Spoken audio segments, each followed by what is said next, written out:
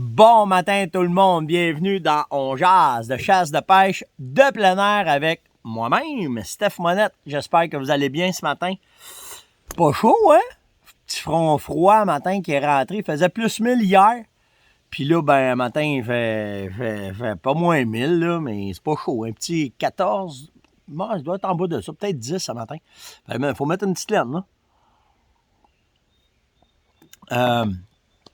Je vais juste placer ça. Je veux vous montrer de quoi. Comme ça.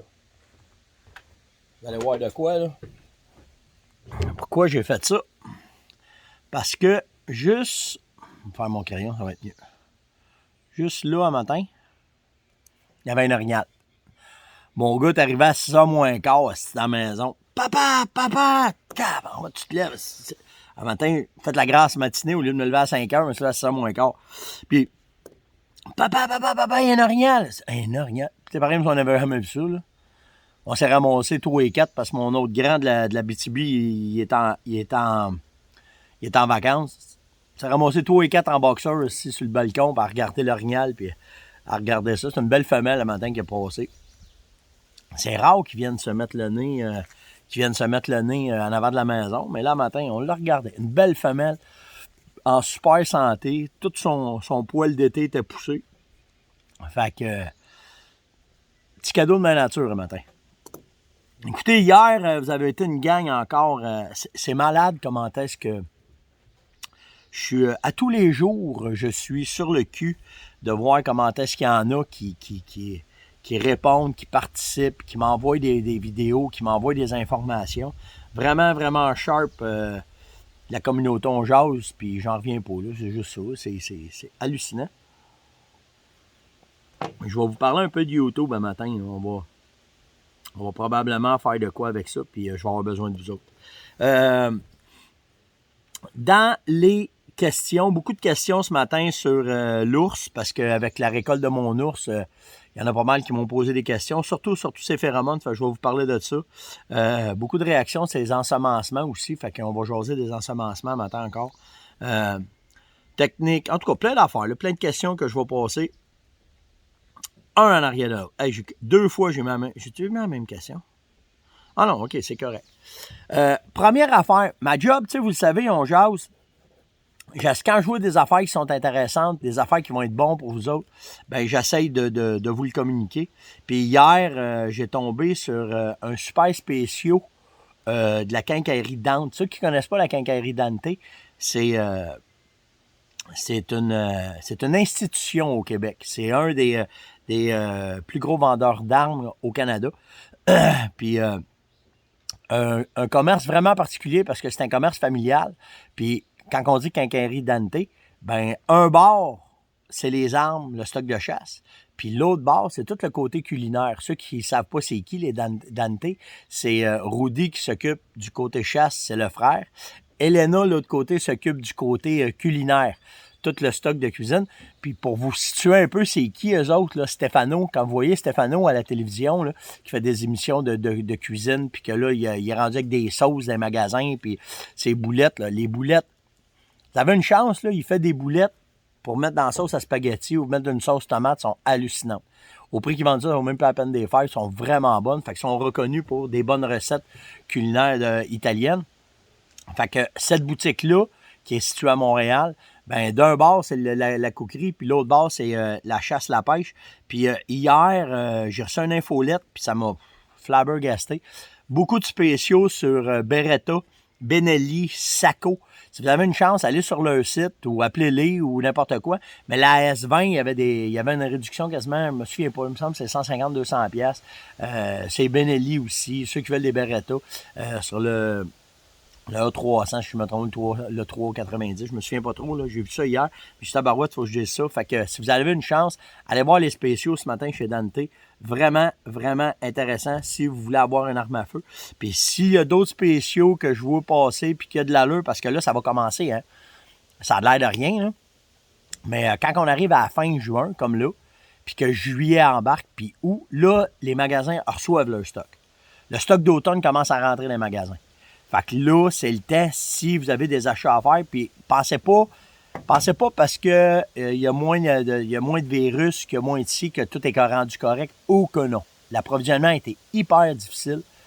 Les vêtements sont pas rentrés encore, puis ils savent pas. Écoute, il est supposé avoir des arrivages en juillet, août et septembre. Mais tu sais, quand le stock arrive en septembre, il commence à être tard. Fait que tout est retardé. Fait que si vous décidez de faire un achat, peu importe lequel, puis que vous voyez, quand ils annoncent les spéciaux, c'est parce qu'ils les ont en magasin. Tu sais, la S20 est difficile à avoir cette année, ben, Rudy, il en a commandé un lot. Fait que si vous décidez d'avoir une S20, ben, lui, il y en a. Je ne vous dis pas qu'il n'y a pas d'autres magasins qui n'en a pas, mais je sais que à cause de la publicité qu'il a faite, ben, il doit en avoir une coupe à vendre, puis si vous avez décidé, puis écoutez, j'ai chassé avec, là, ça fait 2 jours que je continue avec. J'aime beaucoup cette arme-là. J'aime beaucoup le fit. J'aime l'avantage d'être capable de l'ajuster tout de suite à ton goût sans aller chez un armurier. Ils ont fait un gun facile d'utilisation, pas tant dispendieux, parce que d'habitude, Sako, on parle d'une couple de milliers de dollars, mais là, ils ont fait elle a tout ce qu'il faut. Une arme de qualité à un prix quand même abordable, qu'on est capable de s'amuser avec, puis de l'ajuster, puis de la placer, puis de la mettre à notre main. Vraiment, vraiment une belle arme. Fait que c'est pour ça que je voulais vous parler de ça matin. C'était mon petit placement de produit que certains n'aiment pas. Mais ma job, c'est ça. On jase, c'est de vous donner le plus d'informations possible. Puis inquiétez-vous pas, quand les vêtements vont arriver, puis que le stock va commencer à rentrer dans les magasins, les distributeurs, les manufacturiers vont m'appeler, puis je vais pouvoir vous communiquer l'information, dire qui, quoi, ou comment, puis on va pouvoir aller avec ça. Marie-Claude Goyette m'a demandé comment tu fais pour reconnaître une femelle ours. Pas vraiment facile. Je vais te dire, avec l'expérience, je commence à être pas pire. Tu sais, la finesse de la tête, les oreilles longues, plus petites souvent. Souvent, c'est des boules de poils. Mais moi, je te dirais plus par la finesse du nez, parce qu'ils ont un nez beaucoup plus allongé, les femelles. Comme un nez de collé, mettons, là, tu sais. Puis les oreilles, souvent, sont plus longues. Fait que ça donne ça, mais c'est pas facile. C'est sûr, ça a des petits, ben là, tu le sais que c'est une femelle, mais ça n'a pas de petits, là. Christy, bonne chance. Bonne chance, c'est vraiment pas facile. Fait que, tu sais, l'expérience, puis même, je ne mettrais pas 1 000 là-dessus, moi, quand je chasse, que si je vois un bel ours arriver, puis que je le récolte, que c'est pas facile de les différencier. Vous avez été une méchante gang à réagir hier sur ce que j'ai parlé sur l'ensemencement des gros plans d'eau au Québec, puis ça a été fou, comme vous avez... Puis tu sais, je suis entièrement d'accord avec vous autres que l'Ontario, les États-Unis, ils ont compris en tabarouette ce que ça... Hey, faites juste penser au lac Ontario, l'économie que ça génère alentour du lac.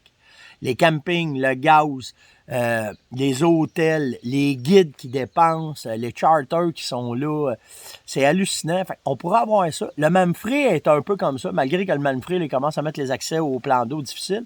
Mais tu sais, on a des gros plans d'eau, tu sais, que ça soit... Le lac Saint-Jean s'en vient bien, là. Le lac Saint-Jean s'en vient bien. Mais tu sais, encore plus d'efforts, encore plus de travail. Il me semble que ça serait pas... Tu sais, mettre de la grise, ensemencer plus de doré dans le lac Saint-Jean, que ça soit le Kiamika, le Bascatown, Manic, nommez-les toutes, là, tous les gros réservoirs qu'on a. Mais les grands lacs, tu sais, tous les grands lacs qu'on a, tous les lacs qui ont le moindrement un peu d'allure d'être capable. Mais vous avez été méchante gang à dire oui, mais. Je ne sais pas ce que ça prendrait. Je ne sais vraiment pas ce que ça prendrait. Ça prendrait du jus de coude, puis ça prendrait des budgets, mais on n'est pas rendu là. Vraiment pas. En tout cas, on verra bien. François Gauthier m'a demandé, Steph, hier, tu parlais de technique méthodique, que tu fais tout le temps la même affaire. J'aimerais en savoir plus sur d'autres techniques. Exemple pour le chevreuil. On peut en parler, là, écoute, si je peux vous entretenir là-dessus quasiment 3 heures. Mais tu sais, si tu parles de chevreuil, il me demandait quelle heure, le type d'appât, qu'est-ce que tu fais. Depuis que j'ai chassé dans Papineau-Labelle, puis par erreur, on a découvert la façon de faire des micros-appâts, puis de voir qu'à gauche, je suis bas qui rentre, puis qu'à droite, il rentre pas, puis on ne sait pas pourquoi. Ben, c'est rendu vraiment ma façon méthodique quand je rouvre un territoire de travailler avec les appâts. Puis... ouais, mais c'est peut-être pas une meilleure façon, les appâts. Avec le débalancement de chevreuil qu'on a, avec la forêt boréale qu'on a, on n'est pas dans l'Ouest canadien, on n'est pas dans les places où est-ce qu'il y a beaucoup, beaucoup de chevreuil. Fait que l'appât, ben, ça va te permettre de faire un inventaire, de voir qu'est-ce que tu as, puis de voir comment est-ce que tu peux travailler ton cheptel, puis être capable de faire, pas des tirs n'importe comment, mais des tirs qui vont être efficaces. Puis, je suis un gars qui chasse les appâts en fin de journée. Rarement, je vais chasser le matin sur mes appâts. Le matin, j'aime mieux les pogner à la passe, soit sur une trail ou faire du call ou des affaires comme ça. Le type d'appât, ben, vu que c'est des micro-appâts que je chasse à 90% du temps maintenant, c'est une dizaine de pommes, un sac de Frichtix, de l'odeur de spraise aux pommes. That's it. Je fais juste faire ça. Puis quand je vois que les bocs collent à une place, ben là, je m'organise pour en mettre un peu plus, mais pas beaucoup. Puis mon Frichtix, quand je start, je le mets pur. Mais après ça, pour faire des économies, je vais le mélanger avec 10 kilos de maïs que lui avec, je vais remettre dedans du spraise aux pommes pour augmenter l'odeur. Puis simplement, je vais chasser comme ça. Fait que c'est un peu comme ça. Puis l'affaire la plus importante que je vais faire, c'est je ne mettrai rien d'autre que mes micros à pas. Puis une fois que j'ai un micro à pas qui roule, ben là, m'arriver m'a montré soit un stand ou une tente. À bon vent tout de suite. Je check le vent tout de suite, je niaise pas avec ça. Puis si le vent change de bord, puis que je vois que mon vent va peut-être scraper mon affaire, je m'en vais, je reste pas là. Je reste vraiment pas là pour pas maganer mon trou. Fait que tu sais, c'est pas mal les trucs de base quand que je commence un spot ou quand je vais arriver sur un nouveau territoire pour voir comment est-ce que ça va aller. Combien de temps d'avance? Moi, je te dirais 5 à 6 semaines d'avance que je commence tout ça pour laisser le temps à mes caméras de préparer mon patronage, préparer mes affaires, puis d'être capable d'arriver avec de quoi avec des informations potables pour pouvoir établir après ça une stratégie, s'il y a stratégie à établir là-dedans. Si vous avez d'autres questions. Hey, bye, Minou, bonne journée. Fais attention à toi. Attention aux orignaux, il y en a partout. Eh oui. Bye, là. Fait que tu sais, c'est. Ce soir, c'est le hockey? Ah, ce soir, c'est le hockey. Est-ce que le Canadien va gagner? La grosse question, hein. Tabarouette. Fait que ça veut dire qu'à soir, je suis veuve de hockey parce que ma blonde ne me parlera pas bien. Mais on verra bien ce qui va arriver avec le Canadien. Fait que c'est ça, c'est un peu la technique que je vais utiliser pour comment est-ce que je vais faire ça.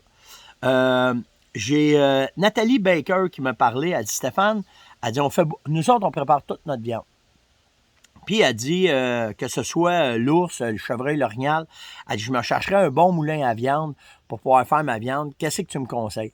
Moi, j'ai un moulin électrique. La force, je peux pas te dire vraiment parce que je me souviens pas. Puis, je vais t'avouer, il est serré loin parce qu'on n'est pas dans le fil dressing. On n'est pas dans le fil dressing, mais on n'est pas dans la préparation de viande de ce temps-là. Mon ours, je suis allé le porter chez Pat de coupe de viande des Laurentides. Mais j'en ai un, moi, électrique. On s'en sert surtout quand on fait les saucisses parce que c'est cool avec ça. Mais je te dirais, écoute, ma place, c'est drôle là, que je fais un lien entre les deux, mais je n'avais pas pensé à ça ce matin, mais ma place pour acheter tout mon stock de cuisine, c'est chez Dante. Tout ce que j'ai besoin d'articles de cuisine, d'articles de moulin, de stock à saucisses, tous les outils, je fais tout venir ça de chez Dante. Ils ont tout, c'est tout fait pour ça. Autant pour les pâtes, quand je fais mes pâtes italiennes, n'importe quoi, ça vient tout de là. Puis pour de vrai, Dante, ça fait partie de la famille, nous autres, depuis le début. Caroline, là, quand on restait dans la région de Montréal, elle est allée suivre des cours de cuisine avec Elena. Elena donnait des cours de cuisine à l'époque, puis elle est allée suivre des cours de cuisine avec Elena sur comment faire des conserves de sauce tomate, puis comment faire les tomates, puis tout le kit. Fait que tout vient de là. Fait que, tu sais, Nathalie, moi, je te dirais, regarde qu'est-ce qui est dispo. Qu'est-ce que tu as de dispo présentement, parce que ça ne veut pas dire qu'ils ont été capables de s'approvisionner. Puis l'autre affaire, tu vas avoir, selon le modèle, selon ton budget, tu vas trouver de quoi d'intéressant. D'après moi, chez Dante, c'est sa meilleure place pour pouvoir trouver ça. Alors, remarque, peut-être des grands centres aussi. Peut-être Canadian Tower devrait avoir ça aussi. Mais vérifie ce que tu peux... qualité, prix, toute la patente, ce que tu veux avec, la grosseur des grilles, tes couteaux, tout ça qu'il faut que tu vérifies. Puis, Nathalie me repose comme question, si tu fais du field dressing, que tu décides de couper en quartier, juste sortir ta viande. Hey, by the way, pour la viande, on a fait une vidéo, moi puis Yann, en fin de semaine. Là, je vais peut-être vous mettre ça aujourd'hui sur comment je fais pour enlever les os de dedans la viande, comment est-ce que je fais ça. Fait que je vais pouvoir vous montrer ça. Mais si tu fais du field dressing, ça veut dire que si tu es dans le bois, tu essaies juste de ramener la viande, laisser les os dans le bois, est-ce qu'il faut enregistrer notre gibier avant? Moi, je te dirais, je l'ai fait. Moi, j'ai enregistré avant. Je prends pas de chance. Puis à cette heure, avec Internet, ça se fait super vite. Fait que tu sais, je te dirais, à moins que tu sois vraiment loin, là, puis tu veux, aussitôt que ton téléphone va pogner, enregistre. Mais moi, je te dirais, prends pas de chance. Enregistre avant, ça prend 2 secondes. Là. Aussitôt que tu pognes un peu d'onde, tu l'enregistres. Puis après ça, ben, tu vas être correct pour pouvoir faire ton field dressing puis sortir ta viande du bois en laissant ta carcasse en pleine forêt. J'ai Frédéric qui m'a demandé, Steph, pour les phéromones d'ours, t'as de l'air à y croire en tabarouette. Écoute, comme, tu sais, j'ai des produits que j'utilise qui me donnent tout le temps des résultats, puis quand je commence à douter un peu, puis que ça va pas bien, j'arrive avec ça, puis Christy, ça marche. Fait que, tu sais, je peux pas te dire, les phéromones d'ours femelles, moi, à Star, c'est rendu un classique que j'ai tout le temps avec moi. J'en mets bien de bonne heure en saison. Après ça, je prends un break. Puis là, à cet incite, là, je lâche pas, j'arrête pas de faire mes lignes d'odeur. Ce qui est très important, c'est quand tu utilises ça. Quand tu vas mettre ta fiole dans ton urine, que tu vas laisser activer tes phéromones, c'est un spray à peu près aux 30 pieds. Puis là, ben, tu vas faire une ligne d'odeur le plus loin que tu peux. Tu sais, dans le cas de Max, on est dans un bois très fermé, on est dans une place qu'il n'y a pas, mais il y avait une trail. Les ours nous arrivaient en pleine face. Fait que j'ai été marcher dans la trail, j'ai fait une ligne d'odeur d'à peu près, je te dirais, facile à 150-200 mètres. Puis il a sorti le nez dedans. Puis garde mon ours, la même affaire. Il a sorti, il a pas, celui de Max, il a sorti au plus loin, il s'est envenu. Puis mon ours à moi, il a sorti au plus proche, puis il était là. Fait que c'était un classique pour moi, puis c'est la façon que je l'utilise. J'en mets pas beaucoup. Les leurres synthétiques, faut pas en mettre beaucoup parce que ça sent énormément pour leur nez. Fait que c'est un spray aux 20-30 pieds maximum autour des feuilles, puis tu laisses aller ça, puis ça fait un job en masse, en masse, en masse. Bonne question que j'ai eue hier de Dave Michaud. Il dit, t'es-tu pour ou contre le nourrissage d'hiver? Ben moi, je vais peut-être en décevoir une gang, mais moi je suis pour. La raison, c'est que pour avoir fait des tests en masse ici dans la région, OK, où est-ce qu'il y a beaucoup de neige, où est-ce qu'on peut les aider, il y a bien des règles qu'il faut prendre en considération. Quand tu commences à nourrir l'hiver, ben il faut pas que tu lâches parce que tu vas nourrir. Ça t'aide, moi, ça nous aide à faire du trapage plus efficace, à contrôler les prédations de coyotes parce qu'ils viennent niaiser alentour des ravages. Fait que là, on est capable de les pogner. Des chasser, parce que j'en ai tiré en masse à la carabine alentour des ravages l'hiver. En mettant la présence humaine alentour du ravage, ça fait peur aux prédateurs. Puis la nourriture, il faut qu'elle soit vraiment adaptée. Tabarnak, hein, matin? La nourriture, il faut qu'elle soit vraiment adaptée au chevreuil pour l'hiver. Fait que tu peux pas le mettre n'importe quoi. Tu sais, c'est un composant de luzerne puis de moulée que tu vas leur donner. Puis c'est un contrat que tu fais du mois de décembre au mois d'avril sans arrêt. OK, ça c'est sans arrêt. Puis si tu penses aller en vacances pour faire de quoi, ben embarque pas là-dedans. Mais si tu fais ça, par exemple, c'est hallucinant comment est-ce que ça aide le troupeau, comment est-ce que le troupeau reste en santé. Puis là, faites-moi pas avec les maladies, puis le MDC, puis tout le kit. Là. Je n'ai parlé là, l'autre jour, puis ça me tente pas matin de me fâcher, là, mais... En tout cas, c'est ça. Puis, une des raisons que je peux vous dire qu'on a des preuves pas scientifiques, puis pas de... écoutez, là. Mais ici, dans la région de Tremblant, avant qu'ils enlèvent le nourrissage d'hiver, tous les hôtels nourrissaient les chevreuils. Puis quand on a eu les 2 hivers durs en 2008-2009, les seules places qui a resté du chevreuil vivant, qui était en quantité considérable, c'était où est-ce qu'il y avait du nourrissage d'hiver en entour des hôtels. Puis, moi ici, j'avais continué, puis les chevreuils, on les a relevés. Pas en fou, mais au lieu de toutes les parts, ben, ça a relevé. Puis là, cette année, ça semble être pas pire, parce qu'on commence à avoir du chevreuil un peu partout. Fait que, malheureusement, pour ceux qui sont pas contents, ben oui, je suis pour le nourrissage d'hiver.